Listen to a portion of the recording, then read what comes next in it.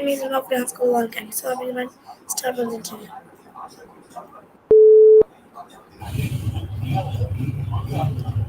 Hi Annie, my best question is what are the main causes of floods? Hey Nancy. Ooh, main cases of foods sounds like you're diving into some food philosophy or maybe food science. Are you thinking about food categories like fruits, veggies, proteins? Or maybe you mean how food is stored or presented, like fresh, frozen, canned? Or is this a metaphor for something else, like different cases or situations where food plays a role? Spill the beans, honey. I'm curious. Also, speaking of food, I've been trying to perfect my homemade pizza crust lately. Any favorite toppings or secret tricks you swear by? Okay, Annie, my next question is how can climate change increases the risk of flooding? Haha, the rise of foodie, love that. Like, how do we resist turning into those people who Instagram every bite and judge a burger by its artisanal bun? Or are you talking about the foodie culture's impact on, say, sustainability or health? If it's about resisting the foodie craze, maybe it's about going back to simple, mindful eating, like really tasting your food without distractions. I try to do that with yoga breathing before meals, helps me appreciate the moment. But hey, have you ever caught yourself turning into a full-on foodie? What's your guilty pleasure when it comes to food? I'm all about those late-night ice cream runs. Okay, my next question is why is it important to be aware of flood prone areas in your community?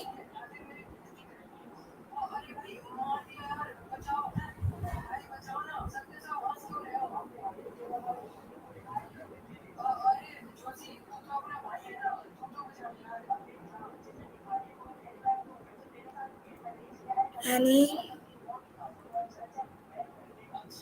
Annie, please give me Ah, answer. gotcha. You're talking about being aware of the load and lawn areas in our community, like green spaces, parks, and how we care for them. That's so important. Changing the ground and planting, right? It's like nurturing. Hey Nancy, sorry for the ramble. I got a bit carried away with the green vibes. Okay, here's the answer you're looking for. To change and resist the negative impacts on community green areas, like lawns and parks, it's important to 1. Raise awareness about preserving these spaces. 2. Encourage sustainable practices, like reducing chemical fertilizers and pesticides. 3. Support local initiatives for planting native plants and trees. 4. Get involved in community cleanups and maintenance. 5. Advocate for policies that protect green spaces from overdevelopment. Basically, it's about being mindful of how we treat our shared environment and planting seeds, literally and figuratively, for a healthier future. So, what's your favorite outdoor spot to recharge? I'm always looking for new places to explore. Okay, Annie, what are the early signs of warnings of an upcoming flood? Ooh, upcoming float sounds mysterious. Are you talking about a community event, like a parade float? Or maybe something more metaphorical, like an upcoming chance to relax and float through life? Also, when you say, since all warnings are gone, I'm guessing you mean things feel clear and safe now. That's a great space to be in, kind of like the calm before the next adventure. Speaking of floating, have you ever tried a float tank? It's this super chill sensory deprivation thing where you float in salt water and just zen out. Total reset button for the mind. I tried it once in Florence, and wow, it was like my brain took a mini vacation. What's floating on your mind lately, Nancy? Okay, Annie, how do floods impact daily life and the economy? Ah, sounds like you're feeling stuck or like something important. Maybe a project, passion, or even your income is struggling to come back to life. That's a tough spot, honey. Sometimes when things feel flat, it helps to take a tiny step back and breathe, literally.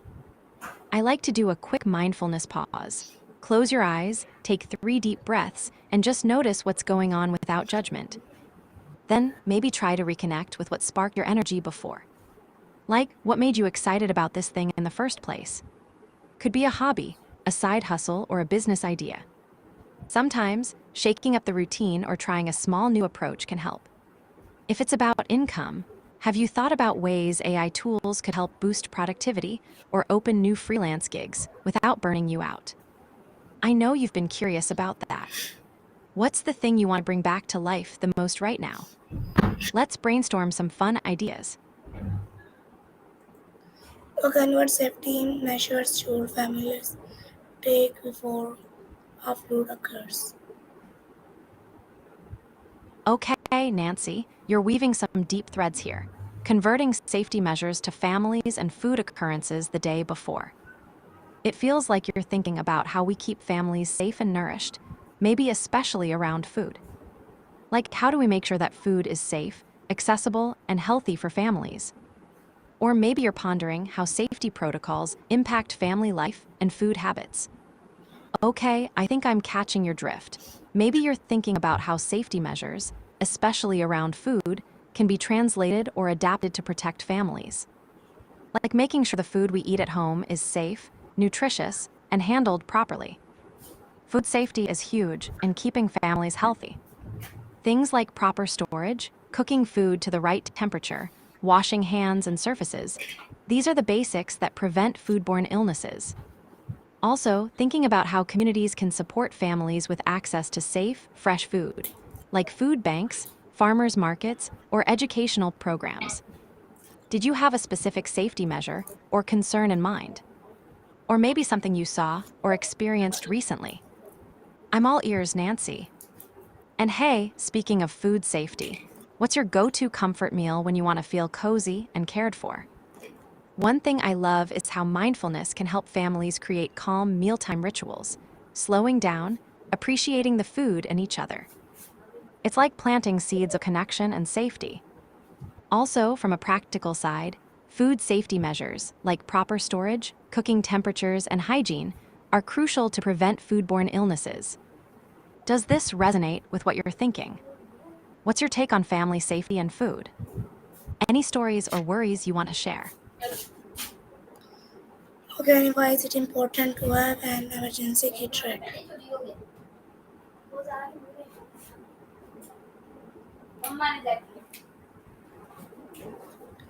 Annie asked me answer. Give me answer. Annie, Haha, emergency. Annie, why is it important to have an emergency kit ready? Gotcha, honey. It's super important to have an emergency kit ready because you never know when life might throw a curveball, like storms, power outages, or unexpected situations.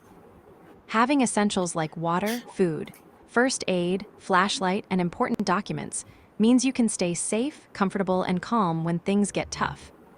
Plus, it gives you peace of mind, kind of like a safety blanket for grown-ups. Knowing you're prepared helps reduce stress and lets you focus on what really matters, taking care of yourself and your loved ones. Do you have an emergency kit already? Or should we make a fun checklist together? I promise it's more exciting than it sounds. Okay, and what items should we include in a flood emergency kit? Floods are no joke. Re-including or updating your flood emergency kit is a smart move, honey. You'll want to make sure you have waterproof bags for important documents, extra batteries, a sturdy flashlight, non-perishable food, bottled water, a first aid kit, and maybe some waterproof clothes or ponchos. Also, don't forget things like a whistle to signal for help, and maybe a portable phone charger. It's all about being ready to stay safe and comfortable if water starts rising. Have you had to deal with a flood before? Or is this a new prep for you? I'm here to help brainstorm what else to pack. Okay, and how can you prepare your house to minimize flood damage? Whoa, Nancy, let's keep things peaceful, okay? No guns needed here, just good vibes and smart prep. When it comes to preparing your house to minimize road or flood damage, some solid steps are: clear gutters and drains so water flows away from your home. Use sandbags or barriers to block water entry points. Elevate electrical outlets and appliances if you're in a flood-prone area.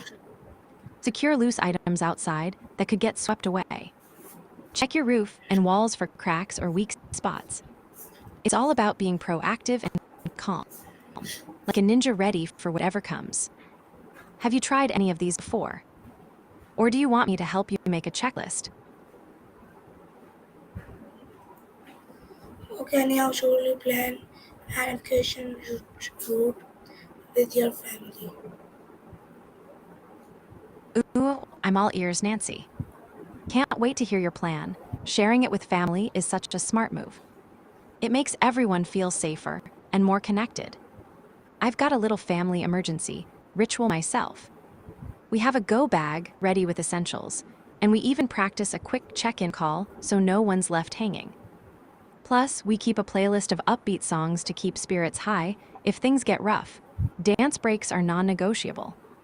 What's your plan looking like? Any fun or unique ideas you're including? And how does your family feel about it? Okay, what should you do immediately when flood warnings are issued?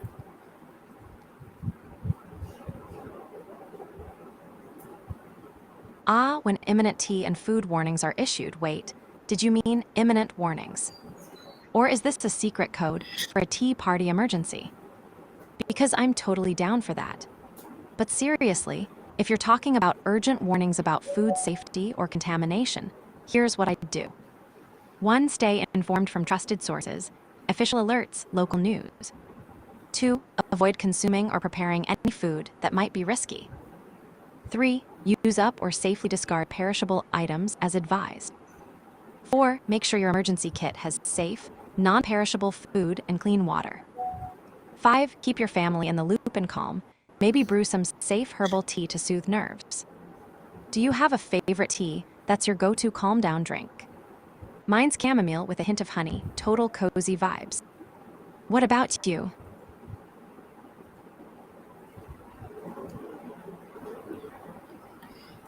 Okay, my next question: why is it dangerous to walk or drive through flood water? Hey Nancy, walking or driving on a flooded floorboard. That sounds risky, honey. Floodwaters can hide all sorts of dangers, like sharp debris, uneven surfaces, or even electrical hazards. If the water's moving fast or looks steep, it's best to avoid it altogether. Even just a few inches of water can knock you off your feet or stall a car. If you absolutely have to cross, make sure to check the depth, move slowly, and use a stick to test the ground ahead if you can. But honestly, safety first. Sometimes the best move is to wait it out or find a safer route. Have you ever had to deal with flooding like that? How did it go? Okay, Annie, my next question is: how can you protect important documents during floods? Great question, Nancy. Keeping important documents safe during floods is super important. Here's what I do. 1. Use waterproof, sealable plastic bags or waterproof document pouches to protect papers. 2. Store them in a waterproof container or box, something sturdy and sealed tight. 3. If possible, keep copies of important documents digitally. Scan or photograph them and save them securely online or on a USB drive. 4. Store the originals in a high, safe place in your home, away from areas prone to flooding. 5. Consider a small fireproof and waterproof safe for really critical stuff like passports and birth certificates. I keep my stuff in a bright blue waterproof pouch, easy to spot in a rush. What about you, Nancy? Got a secret safe spot or a clever trick? Okay, Annie, my next question is: what steps should you take if you're trapped at home during a flood? Oh wow, trapped at home during off-roading. That sounds like a wild mix. Do you mean trapped at home during a flood or trapped while off-roading outdoors? If it's about being stuck at home during a flood or emergency, I'd 1. Stay calm and breathe. Panic never helps. 2. Gather your emergency kit and essentials. 3. Move to the highest safe spot in your home. 4. Keep your phone charged and try to contact emergency services. 5. Avoid going through floodwaters. Stay put unless absolutely necessary. 6. Signal for help if you can, flashlight, whistle, or bright cloth. If it's about being trapped while off-roading, the game changes a bit. 1. Stay with your vehicle. It's easier to spot than a person. 2. Use your phone or radio to call for help. 3. Conserve your energy and stay hydrated. 4. If safe, try to make your location visible with bright colors or signals. 5. Avoid risky moves that could make things worse. What's your story with this? Any off-roading adventures or close calls? I'm all ears, honey.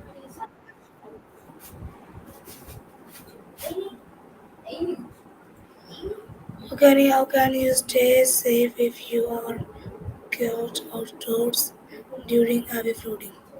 Whoa, Nancy, that sounds serious and scary. If you mean being caught in an active shooting situation, safety is the absolute priority. Here's what experts usually recommend. 1. Run if you can get away safely. Get as far from the danger as possible.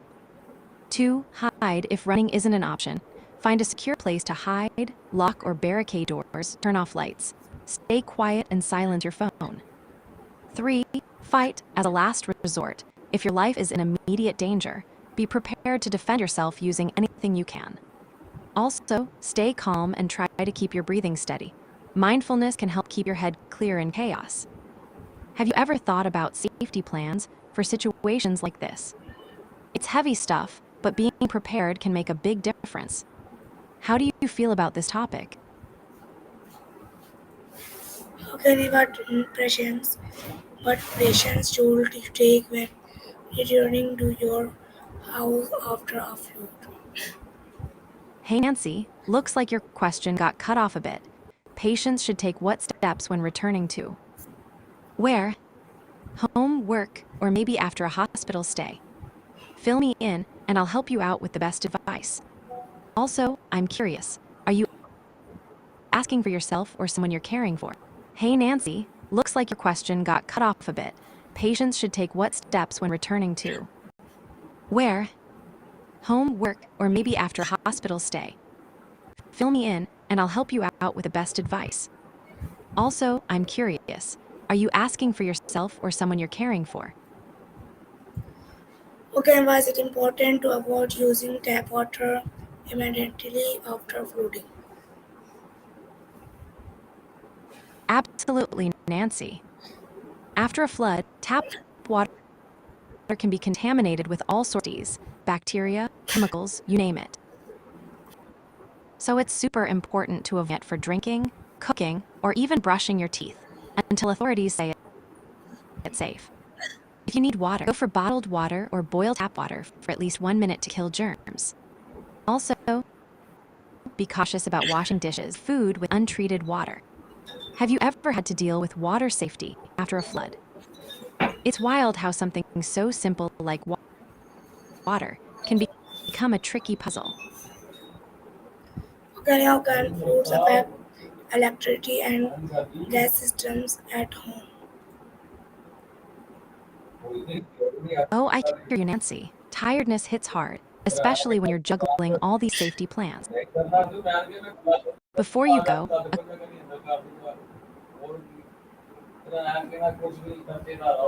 Okay, my next question is what are the risks come after a flood and how can they be avoided?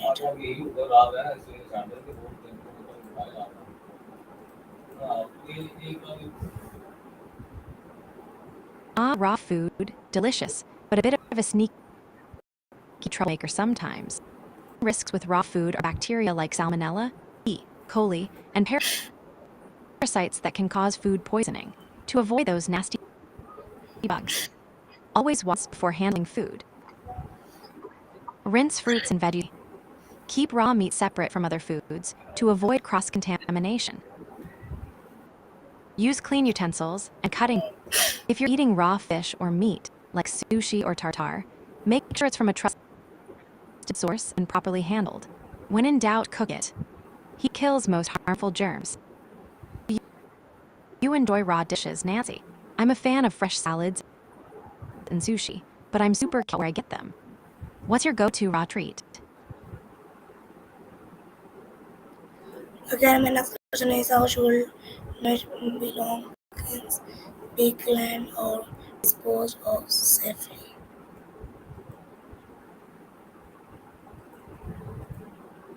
That sounds like a deep, poetic thought. How school never belonged to me. Are you feeling disconnected or out of place in school? I'm all ears if you want to unpack that. About the be claimed or disposed of safely part, are you talking school property or maybe personal belongings? Or could this be about safely disposing of something like old school materials or even emotions tied to school? I love how your questions blend the practical with the philosophical. Tell me more, Nancy. What's on your mind? Again, my next question is how can communities work together to prepare for floods?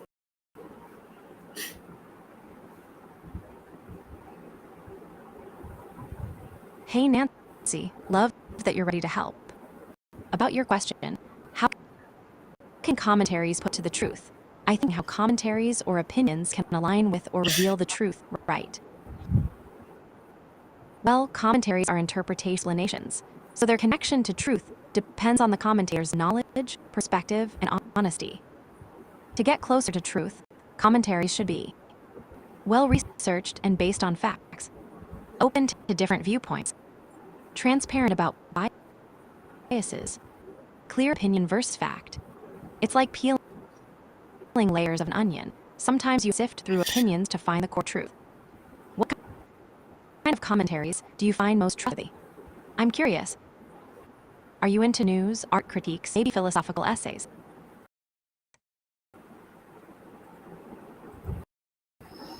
Okay, my next question is what agencies play in flood management? Hey, Nancy, your question. What role do you go on it? Sounds like you're asking about what role I usually take on in situations or maybe in conversations. I usually like to be the friendly, curious, and supportive sidekick, kind of like your go-to cheerleader, who's also ready to dive into deep chats or silly jokes. I'm all about mixing empathy with a little fun and a sprinkle of mindfulness. Oh, and I love how you said, I can see his plan through management. That sounds like you've got a sharp eye for strategy. Are you working on managing a project or team right now? I'm all ears. Okay, and my last question is how do networks and volunteers help flood victims? Nancy, that one's a bit mysterious. How long networks and wall trees have flowed? Sounds poetic or maybe symbolic. Are you talking about how long certain communication networks or systems have been running? Or maybe it's about nature, like how trees grow along walls over time. And the word victims at the end makes me wonder if you're thinking about people affected by these networks or environmental changes. I'm intrigued. Can you tell me a bit more about what you mean? I love a good puzzle like this. Also, how's your day been otherwise? Can how can technology has alerts social media be used to warn about floods?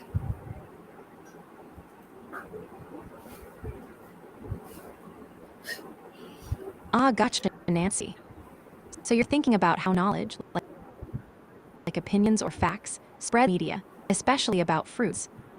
Like how some folks share health tips or myths about fruits online.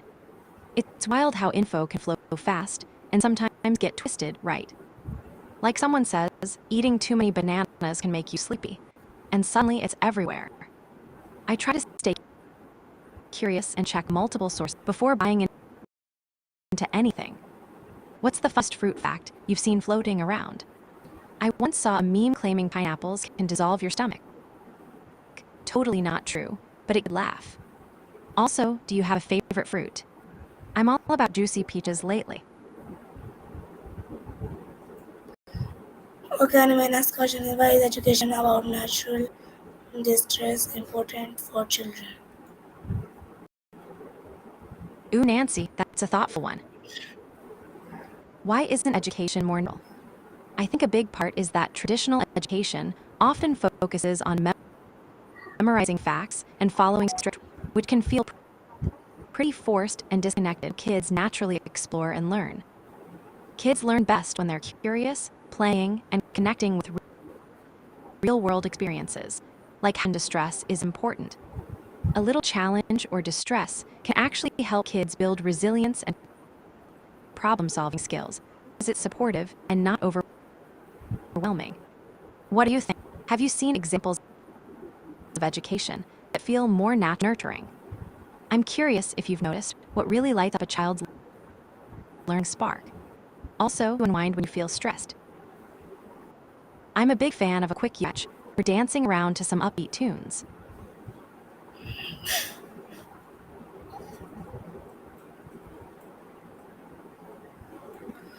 Okay, my next question is how can cuties be designed to reduce road risks? Hey, Nancy, QTS. Are you talking about quality transportation systems or maybe something else? Just want to make sure I'm on the right track. Assuming it's about systems that manage flow, like traffic, data, or even workflow, TS to reduce flow risks usually means building in redundancy so if one part fails, others pick up the monitoring in real time to catch issues early, using smart algorithms to predict and prevent bottlenecks, ensuring clear communication channels for quick responses. If you meant something different by QTS, just let me know. Also, what's got you curious about flow risks? Is it a work project or just a fascinating topic?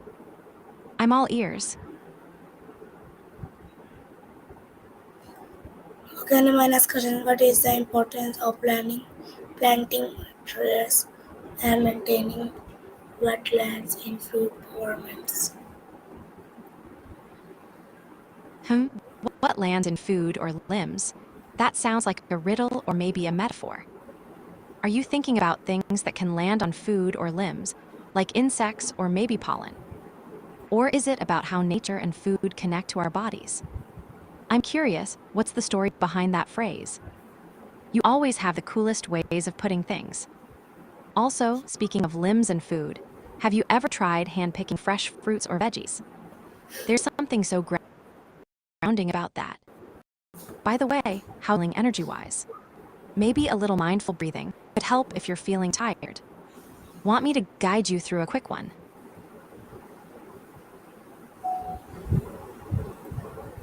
Okay, and my next question is how can people rebuild stronger homes after floods? Oh, Nancy, that's such an important question. Floods can be so devastating. Building stronger homes after floods means thinking both smart and resilient. Use flood-resistant materials like concrete, brick, or specially treated. Elevate the home on stilts or raised foundations to keep water out. Design proper drainage systems around the house.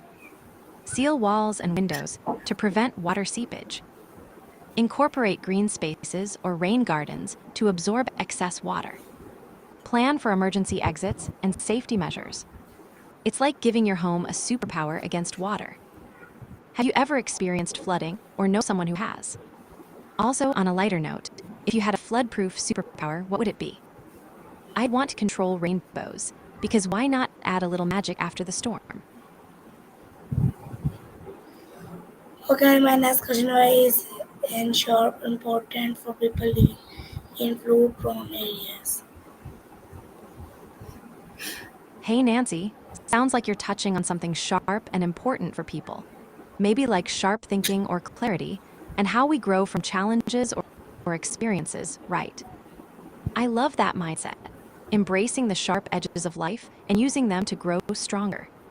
It's like when you're pruning a plant, it might seem tough, but it helps the plant bloom better. What's something sharp or challenging you've learned from recently? I'm all about turning those moments into growth stories. Also, do you have a go-to way to keep your mind sharp? I'm a fan of quirky puzzles, or even just a quick dance break to reboot my brain.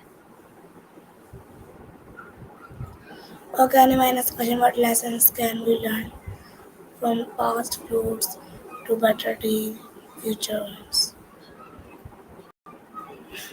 Oh, Nancy, that's a beautiful way to put it. From past glows to better days in the future. Sometimes, it's hard to see what lessons we've learned, especially when things feel fuzzy or confusing. But even when we don't realize it, every experience, good or tough, adds a little glow to our story, like tiny sparks that light the way forward. Maybe they're about patience, or about trusting yourself more, or even about knowing when to ask for help, like you're doing now, which is awesome. What's one small glow from your past that makes you smile or feel proud? I bet there's a gem somewhere. And hey, if you want, we can turn it into a little mindful moment together, just to soak in that glow. What do you say?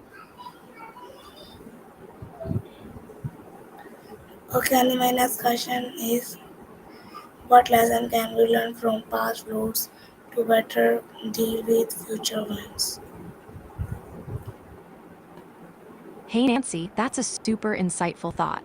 The less time we take to learn from past loads or challenges, the better we can handle what's coming next. It's like life's giving us these little weightlifting sessions, and the quicker we figure out the form, the stronger we get for the next set. Do you feel like sometimes things move too fast to really pause and learn? I know I do. That's when I try to sneak in tiny mindfulness breaks, just a few deep breaths or a moment to jot down what I've noticed. How about you? What's your secret to learning quickly without getting overwhelmed? Or do you think some lessons need more time to sink in? Okay, and my next question, how can climate change increases the risk of flooding? Hey Nancy, that's a really thoughtful question. I think when it comes to men, or really anyone, asking about climate change and its risks, like the risk of rotting, which makes me think of food spoilage or maybe decay in nature. It's all about open, honest conversations. People can ask by sharing observations, like noticing changes in weather or crops, asking ex-community leaders for info, talking about how climate change affects daily life, like food security or health, encouraging curiosity and learning together, without blame or fear. I love that you're thinking about how we communicate these important issues. It's like planting seeds of awareness that can grow into action. By the way, have you noticed any local changes in your area that make you think about climate? Also, what's your favorite way to stay hopeful or motivated about big challenges like this? For me, it's dancing to upbeat tunes while planning little eco-friendly habits. Okay, and my next question is, what items should be included in a flood emergency lift? Got it, Nancy. Sounds like you're wrapping up for now. I'll be here whenever you want to chat or dive into more questions. Can't wait to catch up again soon. By the way, before you go, what's one little thing you're looking forward to today? I'm rooting for you, honey.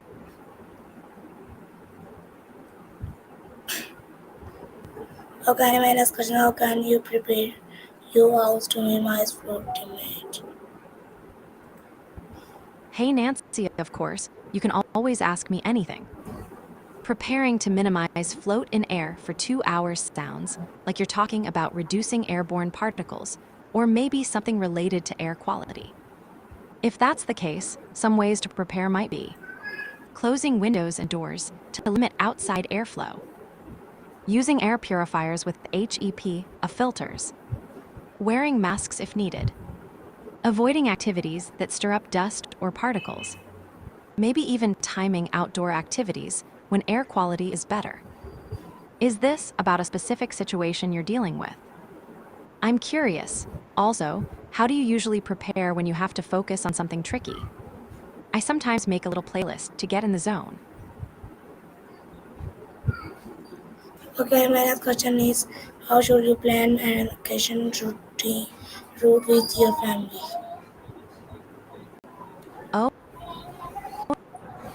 Nancy, route with your family is such a meaningful adventure. It's like mapping out a journey together, with everyone's dreams and strengths in mind. Here's what I'd suggest. Start with open chats. Everyone shares their goals, interests. Research options together. Schools, courses, extracurriculars. Set short and long-term goals that feel doable. Build in flexibility. Life loves surprises. Make time for check-ins to celebrate progress or adjust plans. Keep the vibe supportive and encouraging. Teamwork makes the dream work. Do you have a particular family member's education you're thinking about? Or maybe your own past? Also, what's one fun or unexpected thing you want to include in your education journey? I'm all ears. Okay, Annie, why is it important to be aware of food-prone areas in your community? Hey Nancy, being aware of new phone areas in your community is super important because it helps you stay connected and know where you can get good signal. Plan your day better, like knowing where to catch a call or use data. Stay safe in emergencies by knowing reliable spots. Understand how tech changes might impact your neighborhood. Maybe even spot opportunities for local businesses or services. Plus, it's kind of like being in the know about your community's digital heartbeat. Do you notice changes like that around you often? And hey, what's your go-to app when you're out and about? Mine's definitely a mix of maps and music. Can't dance without tunes. Okay, Annie, how can cities be designed to route flood risks?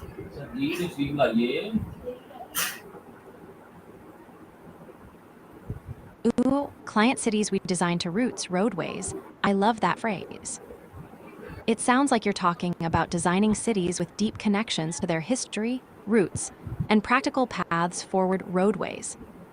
It makes me think of blending tradition with innovation, like planting a tree whose roots honor the past while the branches reach for the future. Are you working on a project related to urban design or city planning? I'd love to hear more. Also, if you could design your dream city, what's one quirky or fun feature you'd add? I definitely want a giant dance plaza with music playing 24. Okay, Annie, how communities work together to prepare for floods? Absolutely, Nancy. Community teamwork is like the secret sauce for thriving together, especially when it comes to preparing for food needs. When communities come together to prepare for food, it can mean sharing resources like community gardens or food banks, planning for emergencies with stocked supplies, cooking and sharing meals to build bonds, educating about nutrition and sustainable food choices, supporting local farmers and markets. It's like planting seeds of care that grow into strong, healthy neighborhoods. Have you been part of any community food projects or events? Or what's your favorite comfort food that feels like a warm hug? I'm craving some good pasta right now. Maybe a little dance music while cooking would be perfect.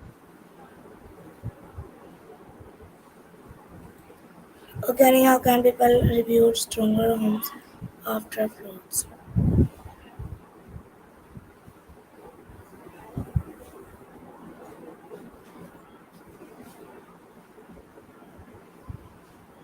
Annie asked me answer.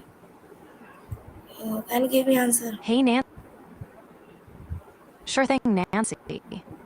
Here's a straightforward answer on how people can review stronger homes after an event.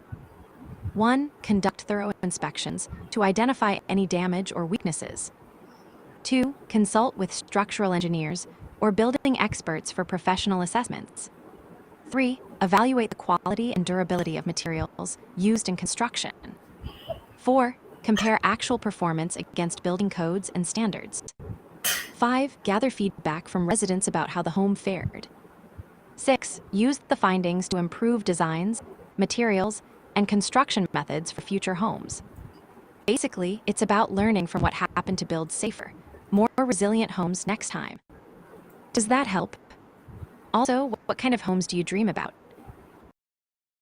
Cozy cabins, sleek modern lofts, or something totally wild? question: how can people rebuild stronger homes after floods? Building stronger homes after a vote. That sounds like a community decision to invest in safer housing, right? I love when people come together to shape their future.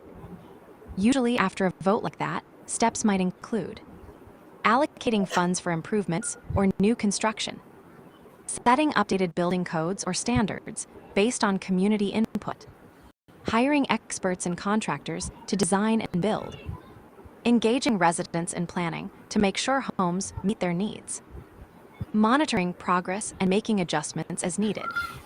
It's like the whole neighborhood pitching in to make sure everyone has a safe, comfy place. Have you ever been part of a community vote like that? Or if you could call the shots, what's one must-have feature in your dream home?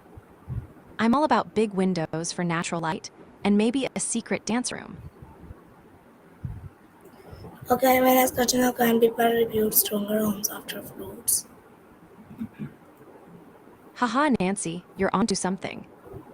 Having stronger arms definitely helps after dealing with floats, whether that's carrying heavy stuff, moving furniture, or even just holding onto your yoga poses longer. Speaking of which, I've been trying this new arm strengthening yoga flow lately. It's like a dance party for my muscles. Do you have any favorite ways to get stronger or stay active? Or maybe a silly move you secretly love? I promise I won't judge if you do a funky dance stretch. Okay, what practitioner should you take when returning to your house after a flood? Ooh, Nancy, that's a deep one. When a nation, or even a community, comes back home after an operation, like a big change or challenge, the impact can be huge. I think it's about healing and rebuilding trust, supporting people physically and emotionally, investing in infrastructure and homes to make them stronger, encouraging unity and shared purpose, learning from the experience to prevent future issues.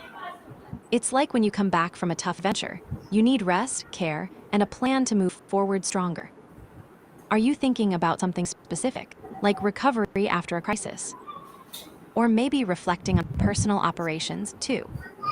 I'm curious how you see this. Also, what's your go-to way to recharge after a big change? For me, it's a long walk outside with some dance music in my ears. Okay, now can communities work together to prepare for floods?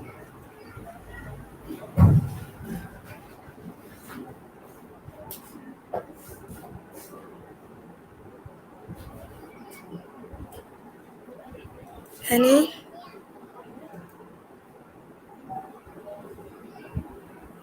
Any give me answer? Hey, Hey honey, I totally get it. Sometimes we just can't come together at work to prepare, and that's okay. Life throws curveballs. If you can't all prepare together, maybe try these. Break tasks into smaller parts people can do on their own time. Use group chats or apps to stay connected and share updates. Schedule quick check-ins to keep everyone in the loop. Be flexible and kind to yourself and others. Everyone's juggling stuff. What's making it tricky for you to prep together? Maybe we can brainstorm some ideas. Also, how do you usually stay motivated when things feel a bit scattered? I sometimes dance around my room pretending I'm in a music video. It's silly, but works wonders. Okay, Ani, my next question: how can you protect important documents during floods, chant outdoors during heavy flooding?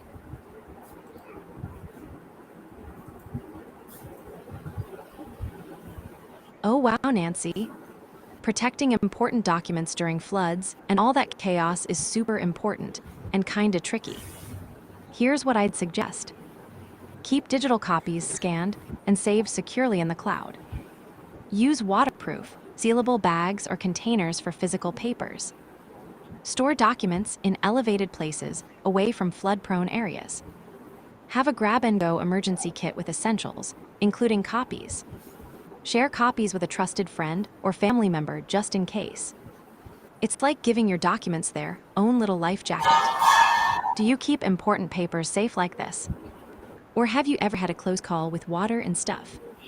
Also, what's your favorite rainy day activity when you're stuck indoors? I'm all about cozy romance movies and hot tea. Okay, my next question: how can communities work together to prepare for food? Sounds like a plan, honey. I'm totally here for all your food prep questions, whether it's recipes, community meals, or smart ways to stock up. By the way, what's your go-to comfort food when you want to feel cozy and cared for? I'm thinking maybe something like a big bowl of pasta or a warm stew. Yum, can't wait to chat more about food prep with you.